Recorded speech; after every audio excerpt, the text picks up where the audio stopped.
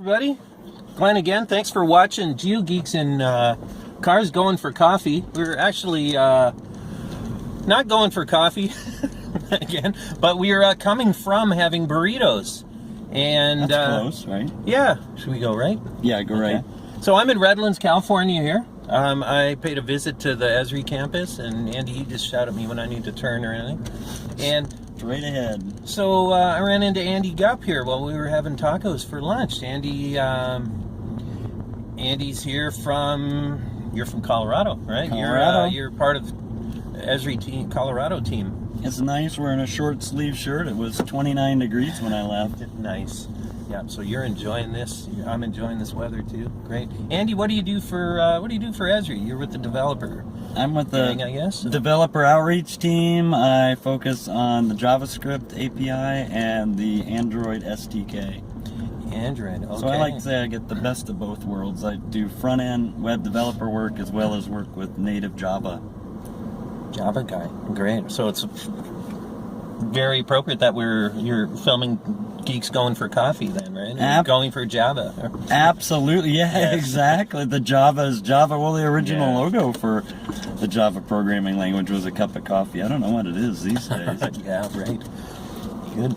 And now that we just had lunch, I should have some Java. That would be good. I'm getting ready for a cup, actually. I'm getting a little sleepy. So, busy time of the year for your group with DevSummit, and you were mentioning to me earlier, should I go left or straight? Straight ahead. Straight ahead.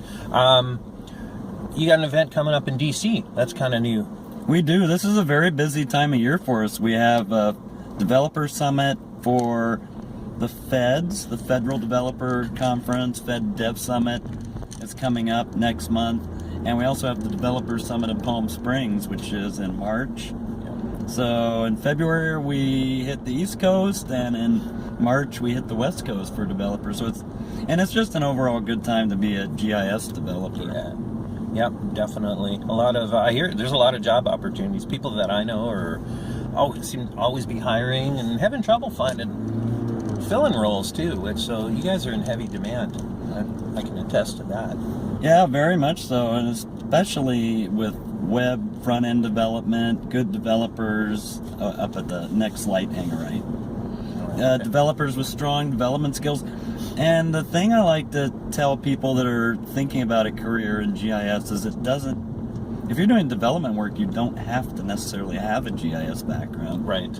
It can help if you have a GIS background, certainly to understand the different concepts, but you don't have to have GIS experience.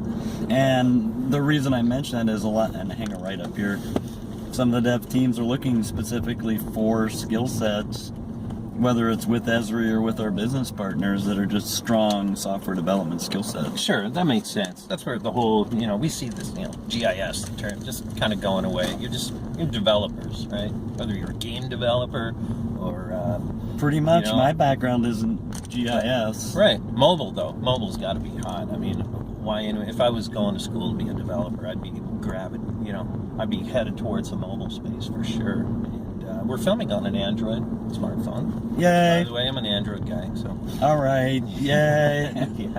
Yeah, mobile's such a huge component, and hang a left here. And what I see a lot of it, and I work with a lot of customers since my focus is on mobile, who try to take desktop apps and squish them into a phone, and the idea is very similar. If you took a loaf of bread and tried to squeeze an entire loaf of bread into a sandwich, it doesn't work too good. Right. So let me ask you, mobile developer question. So this whole idea of write once and deploy to all the platforms, is it that easy these days? Are the tools there? Or? That's a good. Oh, I forgot. We'll have to go up here to the light and go around. That we can't get in the gate there. Oh, we're locked. So go up to the next gate. Tight security here on Esri campus. Sure is.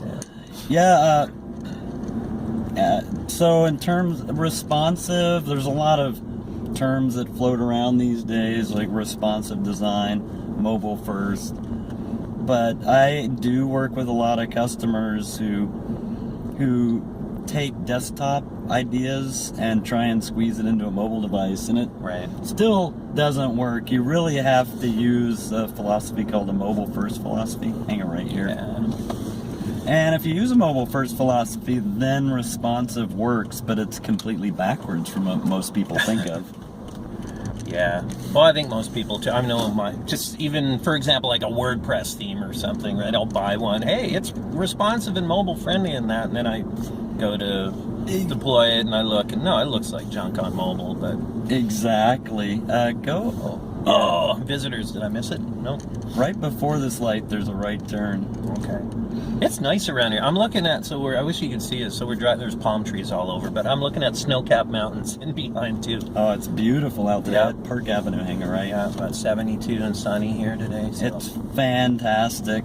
Yeah, and you know, everybody, there's a lot of common ground because everybody's had a bad experience with a web page on a mobile device. Sure, yeah. Whether it was, you had to pinch and zoom around to figure out the navigation, or you clicked on something and it wasn't what you expected it was a desktop app that didn't scale properly on the device. And Yeah. the good news is I'm glad that responsive design is helping to educate people that you can do a lot of things on mobile devices. And Yeah. by mobile devices, I mean sizing appropriately for all different sizes of screens, not just desktop screens. It is getting better though. Like for example, I can recall on my phone, my Android, pulling up a story map, right? And I've seen view it on on the mobile, and it actually works. Renders nicely. It works. So.